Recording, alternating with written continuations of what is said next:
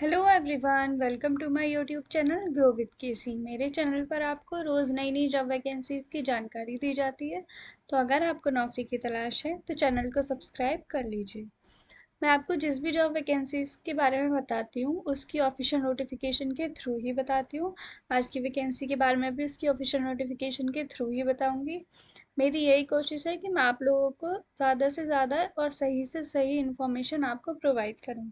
तो चलिए अब बात करते हैं आज की जॉब वैकेंसी के बारे में। आज की वैकेंसी आई है हमारी CSIR नेशनल एरोस्पेस लेबोरेटरीज़ की तरफ से। CSIR से बहुत सारी वैकेंसीज़ पहले भी निकली हैं, 2-3 वीडियोज़ मैंने उसके ऊपर पहले भी बनाई हैं।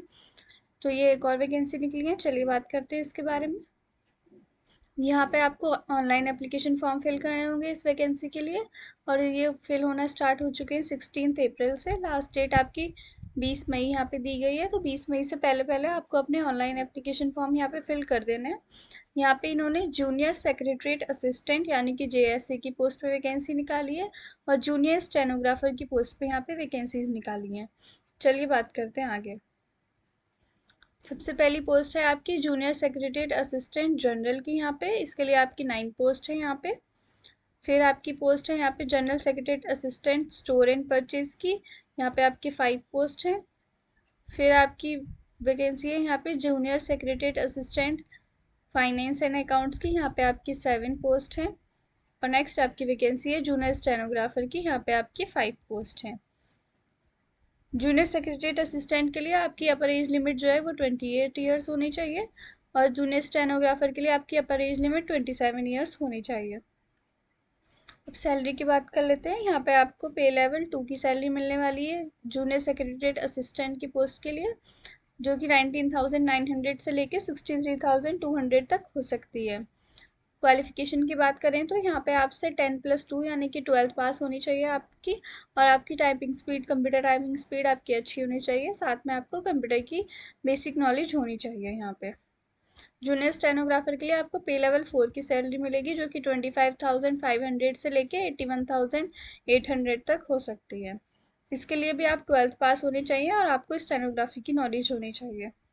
चलिए अब आगे बात करते हैं। ये बहुत बड़ा नोटिफिकेशन उन्होंने निकाला है, मैं आपको सिर्फ इम्पॉर्टेंट पॉइंट्स ही बताऊंगी। बाकी नोटिफिकेशन का लिंक आपको डिस्क्रिप्शन बॉक्स में मिल जाएगा वीडियो के, वहाँ से आप पूरा इसको पढ़ सकते हैं।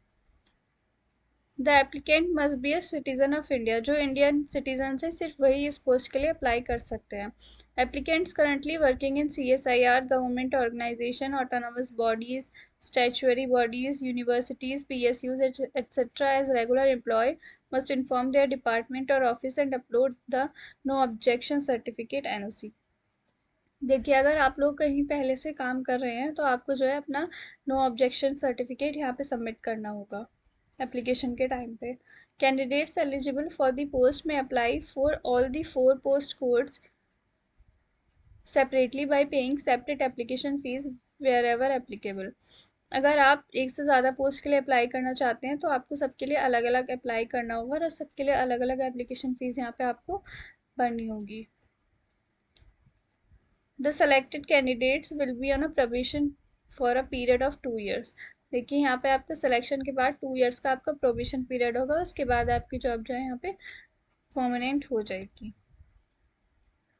एज लिमिट के बारे में मैं आपको बता देती हूँ कि किन किन कैटेगरीज को यहाँ पे एज रिलैक्सेशन आपको मिलने वाला है। तो ये देखिए, SC ST को यहाँ पे 5 इयर्स का एज रिलैक्सेशन है, OBC NCL को 3 इयर्स का, PWD अनरिजर्व को यहाँ पे 10 इयर्स का एज रिलैक्सेशन है, PWD SC ST को 15 इयर्स का, PWD OBC NCL को यहाँ पे 13 इयर्स का एज रिलैक्सेशन दिया गया है। एक्स सर्विसमैन को 3 इयर्स का एज रिलैक्सेशन है, और जो CSIR डिपार्टमेंटल कैंडिडेट्स हैं वहाँ पे उनकी कोई भी एज लिमिट यहाँ पे नहीं दी गई है। जो विडोज़ हैं या फिर डिवोर्स वुमेन हैं उनके लिए यहाँ पे 35 इयर्स एज लिमिट यहाँ पे अपर एज लिमिट उनकी दी गई है, और जो विडोज़ डाइवर्स्ड वुमेन हैं SC ST की, उनकी अपर एज लिमिट यहाँ पे 40 इयर्स की दी गई है। और बाकी जो इनके अलावा जो कैटेगरीज बचती हैं उनके लिए कोई भी एज रिलैक्सेशन यहाँ पे नहीं है।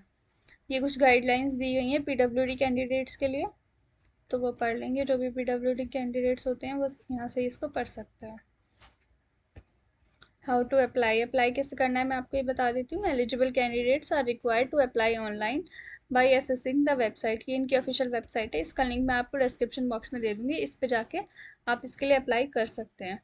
For online application process, please refer how to apply online instructions, fee payment procedure and application replica available on the above mentioned website portal। देखिए ये तीनों टॉपिक्स आपको, तीनों हेडलाइंस आपको इस वेबसाइट पे जाके देखने के लिए मिलेंगी। How to apply online, fee payment procedure और एप्लीकेशन रेप्लिका। तो इन पे जाके आप देख सकते हैं कि आपको कैसे कैसे अप्लाई करना है। The application is to be submitted in 3 distinct step.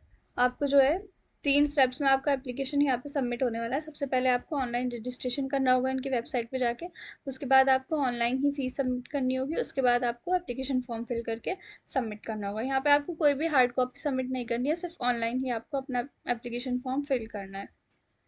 Candidates are required to upload his or her recent passport size. यहाँ पे आपको अपना recent passport size colour photograph और सिग्नेचर आपको अपलोड करने होंगे। उनका साइज दिया हुआ है कि कितने साइज के यहाँ पे आपके होने चाहिए।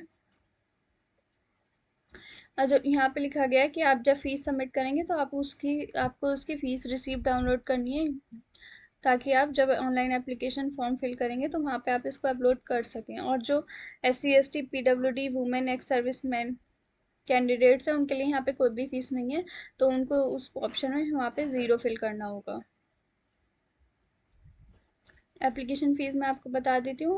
अनरिजर्व कैटेगरीज़ के लिए यहाँ पे 500 रुपीज़ की एप्लीकेशन फ़ीस है, और SC ST PWD वुमेन और एक्स सर्विसमैन के लिए यहाँ पे कोई भी एप्लीकेशन फ़ीस नहीं दी गई है।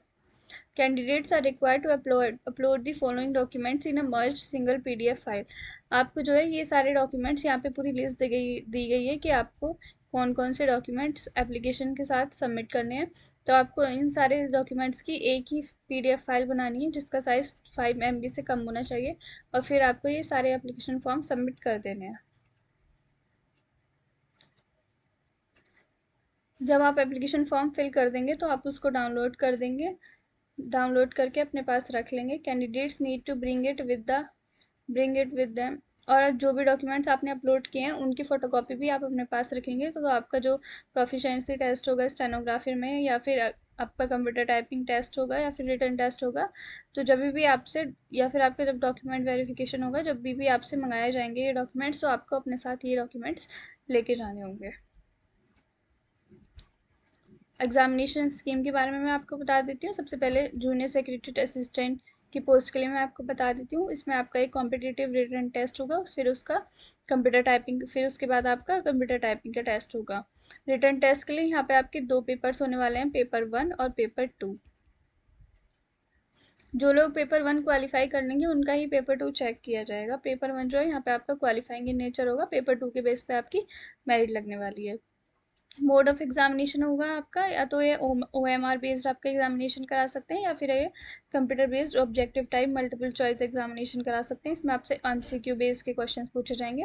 क्वेश्चन जो होंगे आपके इंग्लिश और हिंदी दोनों में पूछे जाएंगे। सिर्फ जो इंग्लिश लैंग्वेज के क्वेश्चन है वो इंग्लिश में ही पूछे जाएंगे। 12th स्टैंडर्ड के लेवल का आपका एग्जाम होगा। टोटल आपसे 200 क्वेश्चन पूछे जाएंगे और 2.5 घंटा आपको दिया जाएगा ये एग्ज़ाम करने के लिए। जिन कैंडिडेट्स के लिए स्क्राइब एलिजिबल है उनको यहाँ पे 3 आवर्स और 20 मिनट्स का टाइम दिया जाएगा। पेपर 1 के लिए आपको 90 मिनट्स का टाइम दिया जाएगा, जिसमें आपसे मेंटल एबिलिटी टेस्ट के 100 क्वेश्चंस आपसे पूछे जाएंगे। हर क्वेश्चन 2 मार्क का होगा, तो टोटल आपके 200 मार्क के क्वेश्चंस हो जाएंगे। और पेपर 1 में आपकी कोई भी निगेटिव मार्किंग यहाँ पे नहीं होगी। मेंटल एबिलिटी टेस्ट में आपकी general intelligence, quantitative aptitude, reasoning, problem solving, situational judgement, इन सभी टॉपिक से आपसे क्वेश्चन पूछे जा सकते हैं। पेपर 2 के लिए आपको 1 घंटे का टाइम दिया जाएगा। इसमें आपसे जनरल अवेयरनेस के 50 क्वेश्चंस और इंग्लिश लैंग्वेज के 50 क्वेश्चंस पूछे जाएंगे। हर सही क्वेश्चन के लिए आपको 3 मार्क्स यहाँ पे दिए जाएंगे, और 1 मार्क की आपकी नेगेटिव मार्किंग यहाँ पे दी गई है। इसके बाद आपका प्रोफिशिएंसी टेस्ट होगा कंप्यूटर का, जिसमें आपकी इंग्लिश टाइपिंग स्पीड होनी चाहिए 35 वर्ड पर मिनट की, और हिंदी टाइपिंग स्पीड होनी चाहिए 30 वर्ड पर मिनट की। 10 मिनट्स का टाइम आपको दिया जाएगा उसको टाइप करने के लिए। अब मैं आपको बता देती हूँ कि आपकी मेरिट लिस्ट कैसे बनेगी। Proficiency test in computer is qualifying in nature. जो आपका कंप्यूटर टाइपिंग का टेस्ट होगा वो सिर्फ क्वालिफाइंग इन नेचर है। पेपर 1 भी आपका क्वालिफाइंग इन नेचर है, तो आपकी जो मेरिट लगेगी वो पेपर 2 के बेसिस पे लगेगी। अब बात कर लेते हैं स्टेनोग्राफर के लिए यहाँ पे आपका सिलेक्शन प्रोसीजर क्या है। इसमें आपका एक कॉम्पिटिटिव रिटन एग्जामिनेशन होगा, उसके बाद आपका प्रोफिशिएंसी टेस्ट होगा स्टेनोग्राफी का, जो कि क्वालिफाइंग इन नेचर होगा। मोड ऑफ एग्जामिनेशन इसमें भी या तो आपका OMR बेस्ड एग्जामिनेशन होता है, हो सकता है, या फिर आपका कंप्यूटर बेस्ड एग्जामिनेशन होगा। MCQ टाइप के आपसे क्वेश्चंस पूछे जाएंगे, इंग्लिश हिंदी दोनों में क्वेश्चंस पूछे जाएंगे। सिर्फ जो इंग्लिश लैंग्वेज के क्वेश्चन है वो इंग्लिश में पूछे जाएंगे। 12th लेवल का ही आपका एग्जाम होगा। 200 क्वेश्चंस आपसे टोटल इसमें पूछे जाएंगे और 2 घंटे का टाइम यहाँ पे आपको दिया जाएगा। स्क्राइब वाले कैंडिडेट्स को यहाँ पे 2 hours and 40 minutes का टाइम दिया जाएगा। रिटन एग्जामिनेशन में आपके 3 पार्ट्स में पेपर आएगा। फर्स्ट पार्ट में आपसे जनरल इंटेलिजेंस एंड रीजनिंग के 50 क्वेश्चंस पूछे जाएंगे। सेकंड पार्ट में आपसे जनरल अवेयरनेस के 50 क्वेश्चंस पूछे जाएंगे और थर्ड पार्ट में आपसे इंग्लिश लैंग्वेज एंड कॉम्प्रीहेंशन के 100 क्वेश्चंस आपसे पूछे जाएंगे। यहाँ पे आपकी 0.25 मार्क की नेगेटिव होने वाली है हर पार्ट के लिए। अब मैं प्रोफिशिएंसी टेस्ट इन स्टेनोग्राफी के बारे में आपको बता देती हूँ। The candidates will be given one dictation for 10 minutes. 10 minutes के लिए आपको डिक्टेशन दी जाएगी, इंग्लिश और हिंदी, जैसा भी आप चूज़ करेंगे कि आप इंग्लिश में करना चाहते हैं या हिंदी में। 80 वर्ड पर मिनट की स्पीड से आपको 10 मिनट्स की डिक्टेशन दी जाएगी, और अगर आपने इंग्लिश चूज़ किया तो आपको 50 मिनट्स का टाइम मिलेगा उसको ट्रांसक्राइब करने के लिए, और अगर आपने हिंदी चूज़ किया है तो आपको 65 मिनट्स का टाइम मिलेगा। स्क्राइब कैंडिडेट्स के लिए, इंग्लिश वालों के लिए 70 मिनट्स का टाइम दिया जाएगा और हिंदी वालों के लिए 90 मिनट्स का टाइम यहाँ पे दिया जाएगा। मेरिट लिस्ट कैसे बनेगी अब मैं आपको बता देती हूँ। The proficiency in stenography will only B qualifying in nature. जो आपका स्टेनोग्राफी का टेस्ट होगा वो सिर्फ आपका क्वालिफाइंग नेचर होगा। जो आपका रिटन एग्जामिनेशन होगा उसी के बेस पे यहाँ पे आपकी मेरिट लगेगी। तो देखिए यही था पूरा इंपॉर्टेंट डिटेल्स इसके बारे में। जो भी इंपॉर्टेंट डिटेल्स थी वो मैं आपको बता चुकी हूँ। बाकी ये नोटिफिकेशन PDF का लिंक मैं आपको डिस्क्रिप्शन में दे दूँगी, आप वहाँ से डाउनलोड कर लीजिएगा और सही से पढ़ लीजिएगा, तो आपको सब समझ में आ जाएगा। फिर भी कोई डाउट रहता है तो आप मुझसे कमेंट सेक्शन में पूछ सकते हैं। तो बस यही थी आज की वीडियो के बारे में सारी जानकारी। ऐसी ही नई नई वीडियोज़, जॉब वैकेंसीज़ की नई नई जानकारी मैं आपको देती रहूँगी। वीडियो को लाइक कर दीजिए और चैनल को सब्सक्राइब कर लीजिए।